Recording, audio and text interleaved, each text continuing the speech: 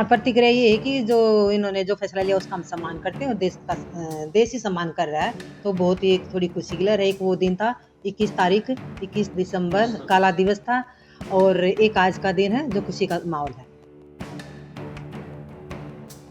साक्षी से बात उसने कहा कि अच्छा है, अच्छा मैं फैसले का सम्मान करती हूँ, लेकिन जब आगे टीम बनेगी डब्ल्यूएफआई अध्यक्ष की पूरी टीम बनेगी, अध्यक्ष बनेंगे, वो अच्छे इंसान आएंगे तो। हाँ, प्रतिक्रिया ये है कि जो इन्होंने जो फैसला लिया उसका हम सम्मान करते हैं और देश ही सम्मान कर रहा है। तो बहुत ही एक थोड़ी खुशी की लहर है। एक वो दिन था 21 तारीख 21 दिसंबर काला दिवस था और एक आज का दिन है जो खुशी का माहौल है। अब जिस तरह से जो फैसला आया है उससे क्या अपेक्षाएं बढ़ी हैं? अपेक्षा ये बड़ी है कि शायद अब डब्ल्यूएफआई के जो अध्यक्ष बनेंगे, पूरी टीम बनेगी, उसमें एक अच्छे इंसान आएंगे। वो अच्छे इंसान जो कुश्ती को समझते हो, रेसलिंग को थोड़ा बहुत समझते हो, जिनके पास मेडल हो, जिनको ये पता हो कि कुश्ती क्या चीज़ है। वो लोग आ रहे हैं फेडरेशन के अंदर जिन्होंने ये नहीं पता कुश्ती है क्या चीज़, जिन्होंने कुश्ती का ही नहीं पता। तो ये बातें ठीक, तो ये चीज़ हम यही चाह रहे हैं कि जो फेडरेशन में जो आदमी आए वो रेसलिंग से संबंधित इंसान आने चाहिए। ब्रजभूषण का सहयोगी बताया था जो ब्रजभूषण का सहयोगी जो संजय सिंह बने थे, ये ब्रजभूषण के सहयोग थी। वो देखा देश ने, उन्होंने तख्ती पे भी लिखा दबदबा रहेगा और भगवान का हमारे ऊपर आशीर्वाद रहेगा।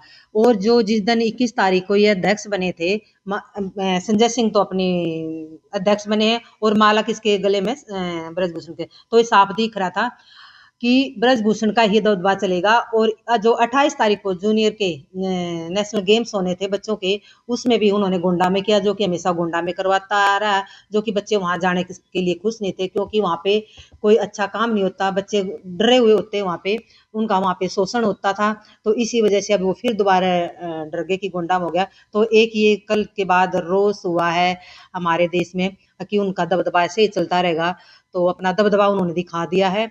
और जो साक्षी ने एक ट्वीट भी किया था, उसमें ये कहा था कि लड़कियों का फोन आ रहे मेरे पास, दीदी हम क्या करें, वहीं गोंडा में प्रैक्टिस नेशनल होएगा, तो इसके लिए एक हमारे लिए ये बहुत ही बड़ा नुकसान होने वाला है। तो बच्चियां कह रही थी हम शायद वहां हम ना भी जाएं। तो इस चीज को देखते हुए शायद स्पोर्ट्स मिनिस्टर ने फैसला लिया, तब ज्यादा खुशी मिलेगी। क्या हुआ, साक्षी से बात हुई तो क्या हुआ? साक्षी से बात उसने कहा कि अच्छा है, अच्छा मैं फैसले का सम्मान करती हूँ, लेकिन जब आगे टीम बनेगी डब्ल्यूएफआई अध्यक्ष की पूरी टीम बनेगी, अध्यक्ष बनेंगे, वो अच्छी चीज बनेगी, तब मैं ज्यादा खुश रहूंगी।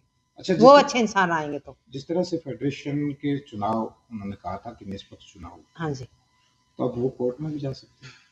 वो निष्पक्ष चुनाव है, वो तो उनका अपना विचार है कि वो कोर्ट में जाएं या ना जाएं।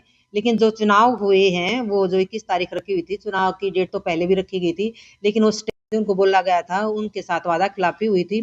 तो उस चक्कर में इन्होंने अपना संन्यास भी लिया। और ये कोर्ट में जाने वाली बात तो उनका अपना है कि वो कोर्ट में जाए या ना जाए, इस बात के बारे में हम नहीं बता सकते। अच्छा, जिस तरह से इन्होंने लड़ाई लड़ी है खिलाड़ियों की, जी। क्या साक्षी को फेडरेशन में जाना चाहिए? साक्षी को अगर साक्षी को हम तो चाहते हैं कि फेडरेशन में जाए, उसको पता है फेडरेशन कैसे, मतलब कैसे बच्चों के साथ व्यवहार करना है, कैसे नहीं।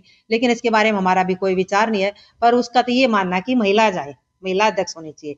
वो ये नहीं कहती मेरे को बैठना है। उसने तब भी एक महिला का नाम लिया था, हमारी अनीता सोरेन, तब भी वहां पे इवन जो 15 सदस्यों की टीम है उसमें एक भी महिलाएं नहीं थी।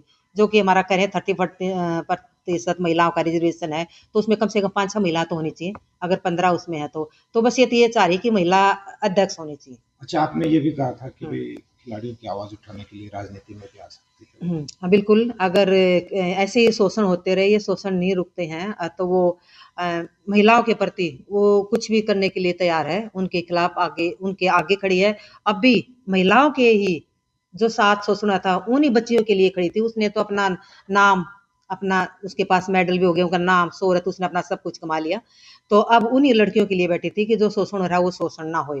तो लड़कियों के शोषण के लिए अगर कहीं भी होता वो आगे खड़ी रहेगी, वो उनके साथ रहेगी।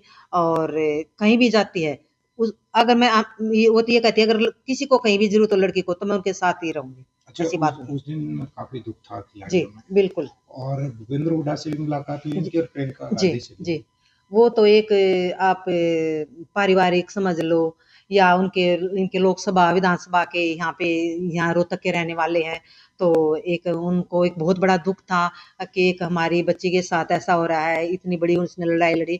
उन्होंने यही कहा है कि हम आप लोगों के साथ, आप चिंता ना करो। उन्होंने ये कहा था आप दोबारा विचार करो, कुश्ती में जाओ और अपनी लड़ाई लड़ो।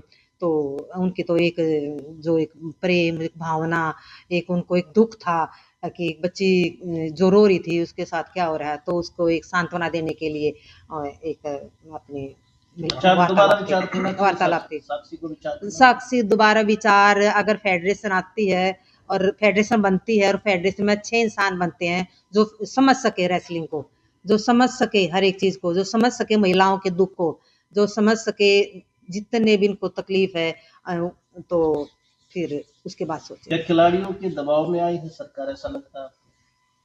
ये तो आप भी देख सकते हो, साक्षी ने संन्यास लिया, बजरंग ने अपना पीएम आवास पे अर्जुन पद्मश्री रखा, और भी हमारा एक और पहलवान है वो भी कह रहा है कि मैं भी रखूंगा, और भी आगे पहलवान आ रहे हैं, देश में भी ज्यादा रोष हो रहा है।